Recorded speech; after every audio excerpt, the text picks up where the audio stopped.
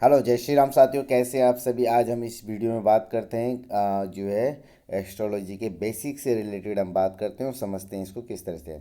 तो सबसे पहले हम देखते हैं जन्म कुंडली जो हम देखते हैं, प्रैक्टिकली बात करेंगे तो किस किस रूप में हमें दिखते हैं। तो ये सबसे पहले जो हमें दिखता है, ये आपको यहाँ पे दिख रहा होगा। तो ये जो है उत्तर भारत, उत्तरी भाग में जो है इस तरह की जो है कुंडली का प्रयोग किया जाता है जो हमें दिखता है। उसके बाद हम बात करें तो जो है उसके बाद दक्षिण भारत में जो है इस तरह की कुंडली का जो है हमें दिखता होगा। दक्षिण भारत में इस तरह का रहता है, किस तरह का, ये बना रहता है। ठीक है जी, इस तरह से जो है वो यूज करते हैं। उसके बाद जो है एक और फेमस है जो है आपके किस तरह से बंगाल में जो है इस तरह की जो आपकी जन्म कुंडली दिखेगी आपको, उसमें जो ग्रह जो रहेंगे इस तरह से रहते हैं। तो इस तरह से जो है हमें देखने को मिलता है। ठीक है जी, ये जो है मेन इस तरह से प्रसिद्ध है। उसके बाद हम बात करते जो है कुंडली में किस तरह से जो है प्रथम भाव, सेकंड भाव, इस तरह से जो दिखने को हमें मिलते हैं, वो क्या चीज़ है वो भी हम देख लेते हैं। तो सबसे पहले हम बात करते हैं प्रथम भाव को। ठीक है, तो प्रथम भाव को हम क्या कहते हैं वो चीज़ हमें यहाँ देखना है। तो प्रथम भाव को हम कहते हैं तनोभाव। कौन सा कहते हैं? तनोभाव। द्वितीय भाव को हम कहते हैं धन भाव।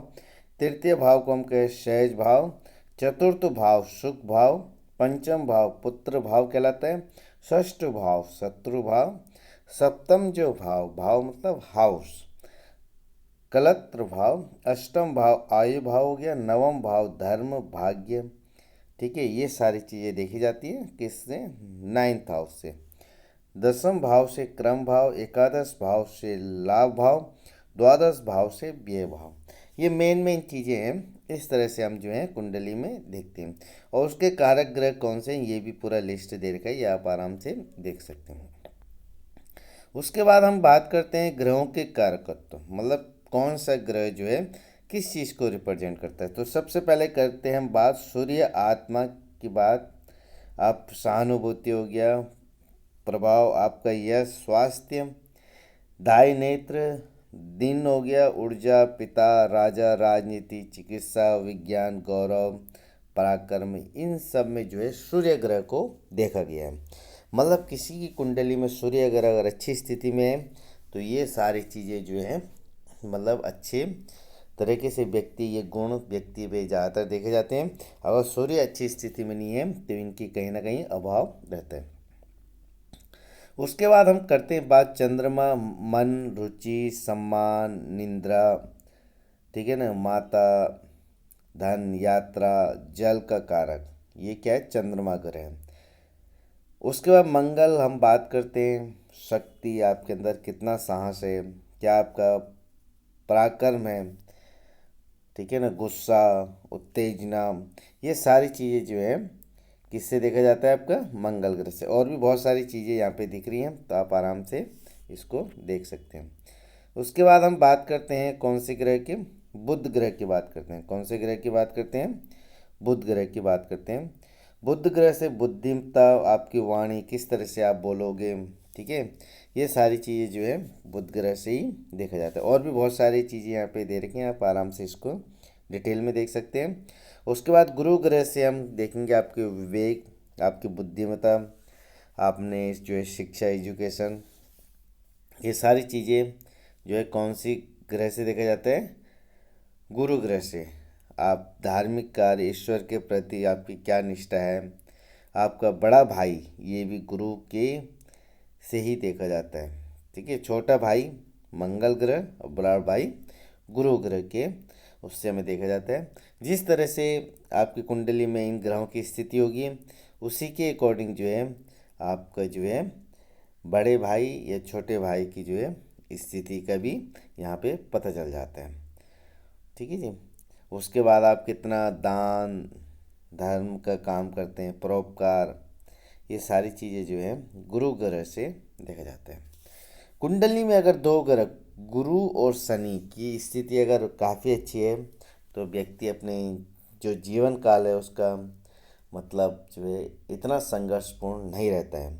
अगर कुंडली में गुरु और शनि अच्छी स्थिति में नहीं है तो व्यक्ति का जो जीवन काल है काफ़ी संघर्षपूर्ण रहता है। ये भी कुंडली में देखा गया। उसके बाद हम बात आगे करते हैं शुक्र ग्रह। शुक्र ग्रह की बात करें तो पति पत्नी जो है उनका किस तरह से संबंध रहेगा, ये सारे शुक्र ग्रह से देखा जाता है। आपकी विवाह के जब हम बात करते हैं तो शुक्र ग्रह आपके अंदर कुछ ऐसी क्रिएटिविटी है, तो भी सब जो है शुक्र ग्रह के उसे देखा जाता है। बाकी और भी बहुत सारी चीज़ें आप आराम से देखिए। शनि ग्रह से हम आयु, व्यक्ति का विशेषकर जो है आयु अगर हमें गणना करनी है, देखना है, तो शनि ग्रह से देखा जाता है। व्यक्ति को कितना सुख मिलेगा क्या है, ये भी शनि ग्रह से काफ़ी कुछ हमें पता चल जाता है व्यक्ति का।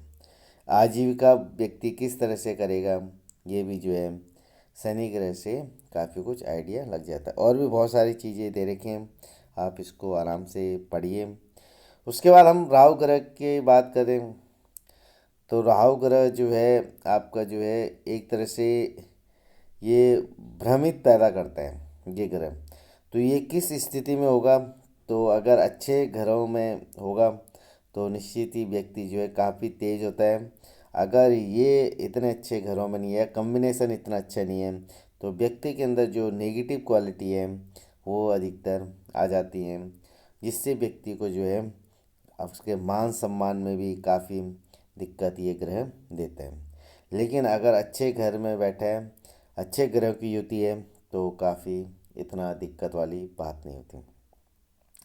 केतु की बात करें, केतु ऐसा ग्रह है जो दर्द, जहर, घाव, शत्रुओं को नुकसान पहुंचाना, ये सारे तांत्रिक, तंत्र, जादू टोना, कुत्ता, सींग वाले पशु, बहुरंगी पक्षी, मोर का कारक भी जो है कौन सा ग्रह है, केतु ग्रह है। अब इसमें हमने ये सारी चीज़ें देख ली ग्रहों के बारे में, बाकी हम और भी डिटेल में इसमें बात करेंगे। फिलहाल हमने इतना ही इसमें देखा है। उसके बाद हम बात करते हैं भावों की जो है, कौन सा भाव क्या कहलाते हैं, ये भी बहुत इंपॉर्टेंट टॉपिक है, इसको भी देखें।